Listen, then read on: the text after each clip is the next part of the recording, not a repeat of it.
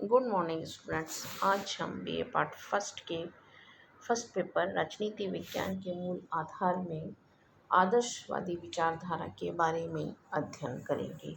इससे पूर्ववर्ती व्याख्यान में आदर्शवाद क्या है, हीगल का आदर्शवाद या उग्र आदर्शवाद और उदार आदर्शवाद क्या है, इसके बारे में हमने अध्ययन किया था। आज हम उग्र आदर्शवाद और उदार आदर्शवाद की तुलना और इसकी आलोचना के बारे में अध्ययन करेंगे।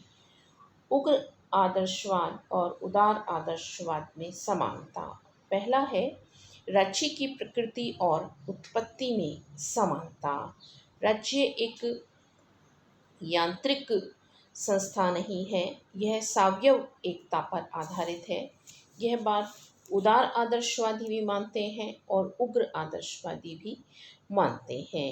यानी वो यह दोनों ही यह मानते हैं कि आदर्शवाद सावयव एकता पर आधारित है। नेक्स्ट है राज्य का उद्देश्य नैतिक है। उदार आदर्शवादी और उग्र आदर्शवादी विचारधारा का यह मानना है कि राज्य व्यक्ति के नैतिक विकास के लिए आवश्यक है। राज्य के अभाव में नैतिक विकास असंभव है और इस रूप में इनका यह मानना है कि राज्य का उद्देश्य व्यक्ति को नैतिक बनाना है। नेक्स्ट है राज्य सर्वोच्च संस्था है। उग्र और उदार आदर्शवादी यह मानते हैं कि सभी समुदायों में सर्वश्रेष्ठ अगर कोई समुदाय है तो वह राज्य है। राज्य को हम एक सर्वोच्च समुदाय के रूप में देखते हैं। राज्य सामान्य इच्छा को धारण करता है। यानी सामान्य इच्छा वह इच्छा है जिसे लोक कल्याण की इच्छा कहा जा सकता है। सामान्य इच्छा सार्वजनिक इच्छा है और इस संबंध में उदार और उग्र आदर्शवादी यह मानते हैं कि राज्य सामान्य इच्छा के आधार पर आधारित है। स्वतंत्रता संबंधी धारणा में समानता। दोनों स्वतंत्रता संबंधी धारणा में समानता रखते हैं। आदर्शवादी मानते हैं कि स्वतंत्रता प्रकृति प्रदत्त नहीं होती और ना ही यह बंधनहीन होती है। स्वतंत्रता का अर्थ बंधनों का अभाव नहीं है। व्यक्ति का नैतिक विकास करने में सामान्य इच्छा का योगदान है। तो ये कुछ समानताएं हमें इन दोनों में दिखाई देती हैं। नेक्स्ट है उग्र आदर्शवाद और उदार आदर्शवाद में असमानता। पहली असमानता है साध्य और साधन में अंतर। उग्र आदर्शवाद राज्य को साध्य मानता है और व्यक्ति को साधन मानता है।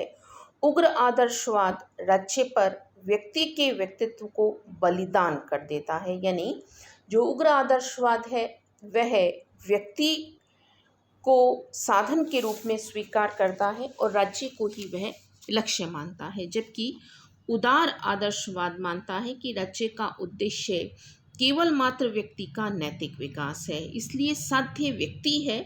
राज्य तो व्यक्ति के नैतिक विकास का एक उत्तम साधन है। यानी उदार आदर्शवादियों के लिए व्यक्ति साध्य है और राज्य साधन। सेकंड है राज्य और नैतिकता का संबंध।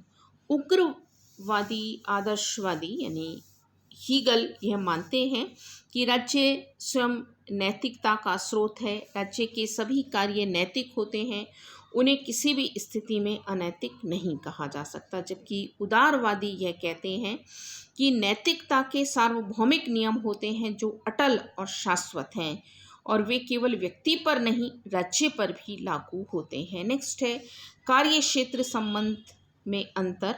उग्र आदर्शवाद का मानना है कि राज्य व्यक्ति को शक्तिपूर्ण बाध्यकारी ढंग से नैतिक बनाता है। यानी राज्य के पास ताकत है जिसके माध्यम से वह व्यक्ति के मामलों में हस्तक्षेप करने का अधिकारी है, व्यक्ति को बाध्यकारी तरीके से विवश कर सकता है कोई भी कार्य करने के लिए। जबकि उदार आदर्शवादी यह मानते हैं कि नैतिकता का संबंध व्यक्ति के अंतःकरण से होता है और व्यक्ति की नैतिक इच्छा स्वतंत्र होती है। शक्ति द्वारा बाहरी आचरण को प्रभावित किया जा सकता है, उसे नैतिक नहीं बनाया जा सकता है। नेक्स्ट है स्वतंत्रता संबंधी धारणा में अंतर। दोनों की स्वतंत्रता संबंधी धारणा में भी अंतर है, और वो अंतर यह है कि उग्र आदर्शवाद के अनुसार स्वतंत्रता का अर्थ है व्यक्ति द्वारा रचे के आदेशों और कानूनों का पालन करना तथा अपने व्यक्तित्व को रचे के व्यक्तित्व में विलीन कर देना। यानी आदेश स्वतंत्रता का संदेश है और उनकी पालन करना स्वतंत्रता है। यानी राज्य जहाँ तक व्यक्ति को स्वतंत्रता देता है, व्यक्ति वहाँ तक स्वतंत्र है। जबकि उदार आदर्शवादी मानते हैं कि व्यक्ति के नैतिक विकास के अवसर व्यक्ति को मिलने चाहिए, अंतःकरण के अनुसार उसे कार्य करने की योग्यता, कर्म करने का अधिकार प्राप्त होना चाहिए, यही स्वतंत्रता है। नेक्स्ट है राज्य की इच्छा संबंधी अंतर। उग्र आदर्शवाद राज्य को विश्व आत्मा का अवतार मानता है। इस रूप में राज्य की इच्छा को सर्वोच्च, सर्वश्रेष्ठ और निरंकुश मानता है, जबकि उदार आदर्शवाद मानता है कि राज्य का आधार शक्ति नहीं, राज्य का आधार इच्छा है। ग्रीन ने कहा है कि राज्य बल के आधार पर, भय के आधार पर अपनी बात नहीं मनवाता, बल्कि राज्य के आदेशों को इसलिए माना जाता है क्योंकि व्यक्ति राज्य के आदेशों को मानना चाहता है। नेक्स्ट है राज्य के प्रतिरोध के बारे में अंतर। उग्र आदर्शवाद राज्य को नैतिक एवं शक्ति संपन्न मानते हैं और वे राज्य को के प्रतिरोध का अधिकार नहीं देते हैं। यानी उनका मानना है कि राज्य के विरोध का अधिकार किसी को भी नहीं है। जबकि उदार आदर्शवाद का मानना है कि यदि कभी राज्य के आदेश समाज की नैतिक चेतना के विरोध में हों, या अगर व्यक्ति को लगता है कि कुछ ऐसी परिस्थितियां हैं, या व्यक्ति को लगता है कि राज्य सही रूप में कार्य नहीं कर रहा है, तो फिर व्यक्ति के द्वारा राज्य का विरोध किया जा सकता है। नेक्स्ट है युद्ध के संबंध में अंतर। उग्र आदर्शवाद युद्ध को मान्यता देता है। जैसे हीगल कहते थे कि जिस प्रकार तूफान से एक जो समुद्र है उसकी सफाई हो जाती है, उसी तरह से राज्य की गंदगी भी युद्ध से खत्म हो जाती है। युद्ध को हीगल ईश्वरीय न्याय के रूप में मान्यता देते हैं, जबकि उदार आदर्शवादी युद्ध का विरोध करते हैं और वे इसे बुराई मानते हैं। नेक्स्ट है अंतर्राष्ट्रवाद संबंधी अंतर। उग्र आदर्शवादी उग्र राष्ट्रवादी हैं और वे अंतर्राष्ट्रीय नैतिकता, अंतर्राष्ट्रीय संगठन, अंतर्राष्ट्रीय कानून को स्वीकार नहीं करते हैं, जबकि उदार आदर्शवादी अंतर्राष्ट्रीय नैतिकता को मान्यता देते हैं। नेक्स्ट है सर्वसत्तावाद और लोकतंत्र संबंधी अंतर। उग्र आदर्शवाद निरंकुशतावाद का समर्थक है। वह सत्ता के विकेंद्रीकरण का विरोध करता है, जबकि उदार आदर्शवाद लोकतंत्र को मान्यता देता है। तो इस तरह से उदार और उग्र आदर्शवाद हम अलग अलग रूपों में देखते हैं। नेक्स्ट है आदर्शवाद की आलोचना। पहली आलोचना है, यह सिद्धांत राज्य को निरंकुश बना देता है। यह सिद्धांत राज्य को आंतरिक और बाह्य दोनों तरफ से मुक्त कर देता है, अंतर्राष्ट्रीय क्षेत्र में भी किसी तरह का प्रतिबंध नहीं लगाता है और इससे राज्य तानाशाह बन सकता है। दूसरी आलोचना है, यह सिद्धांत मानव स्वतंत्रता का अंत कर देता है। इस विचारधारा का मानना है कि व्यक्ति को वही कार्य करने के लिए बाध्य है जो राज्य उसे करने के लिए कहता है। इस स्थिति में व्यक्ति की जो व्यक्तिगत स्वतंत्रता है उसका अपहरण राज्य कर लेता है। नेक्स्ट है राज्य साधन है, साध्य नहीं। ये जो विचारधारा है यह व्यक्ति को साधन मानती है, जबकि आलोचक कहते हैं कि राज्य जो है वो साधन है, व्यक्ति को हम साधन नहीं मान सकते। जैसे जॉर्ज कहते हैं राज्य का अस्तित्व व्यक्तियों के लिए होता है, व्यक्तियों का अस्तित्व राज्य के लिए नहीं होता। नेक्स्ट है राज्य की सावयवी धारणा भ्रमपूर्ण है। आदर्शवादियों ने राज्य को सावयवी माना है। यह धारणा त्रुटिपूर्ण और भ्रमपूर्ण है। राज्य व्यक्ति का समूह है, स्वयं व्यक्ति नहीं। राज्य सावयव शरीरधारी नहीं है।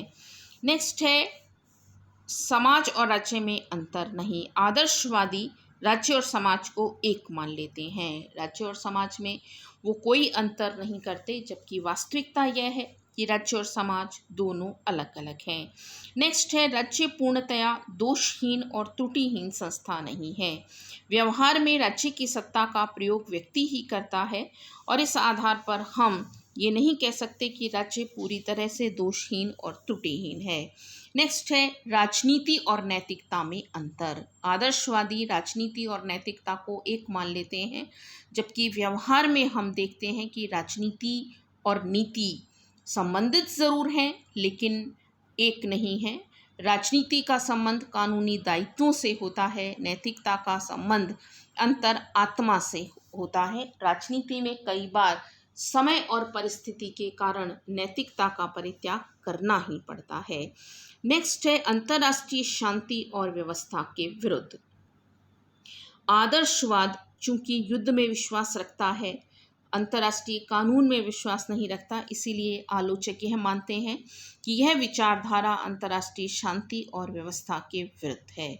अव्यावहारिक विचारधारा, आलोचक इस विचारधारा को अव्यावहारिक भी मानते हैं क्योंकि सामान्य इच्छा पर आधारित होने के कारण एक ऐसा विचार यह बन गया है जिसे हम आज के समय में सही नहीं मान सकते। नेक्स्ट है, अनुदारवादी और प्रतिक्रियावादी दर्शन। आलोचकों का कहना है कि यह दर्शन अनुदारवादी दर्शन है। आदर्शवादी विचारधारा ने परंपरा से चली आ रही मौजूदा परिस्थितियों का ही नैतिक समर्थन किया है और इस आधार पर ही उनके द्वारा कार्य किया गया है। तो इस रूप में यह दर्शन हमें रूढ़िवादी दर्शन के रूप में दिखाई देता है। नेक्स्ट है, आदर्शवाद का महत्व। पहला महत्व है राजनीति और नीति शास्त्र के बीच घनिष्ठ संबंध। आदर्शवादी विचारधारा वह विचारधारा है या इसकी अच्छाई है कि इसने राजनीति और नीति के बीच घनिष्ठ संबंध स्थापित करने की कोशिश की है। आज हम यह मानते हैं कि राजनीति में निश्चित रूप से नैतिकता होनी चाहिए। नेक्स्ट है, आदर्शवाद समाज की आंगिक एकता पर बल देता है और यह बताता है कि किस प्रकार समाज राज्य द्वारा एक सूत्र में बंधा रहता है। नेक्स्ट है, राज्य को वैध प्रतिरोध का अधिकार देता है। व्यक्ति को वह प्रतिरोध का अधिकार देता है, वह अधिकार देता है कि अगर राज्य कोई भी गलती करे तो जनता को उसके विरोध का अधिकार है। नेक्स्ट है, राज्य बल का निषेध कर राज्य को इच्छा का परिणाम मानना। आदर्शवाद की यह अच्छाई है कि वह राज्य बल को निषेध करता है, यानी वो यह मानता है कि राज्य शक्ति का परिणाम नहीं है, राज्य इच्छा का परिणाम है। तो इस तरह से हम इस विचारधारा के लिए यह मान सकते हैं कि इस विचारधारा में कुछ कमियां ज़रूर हैं, लेकिन उन कमियों के साथ साथ कुछ अच्छाइयां भी हैं। धन्यवाद।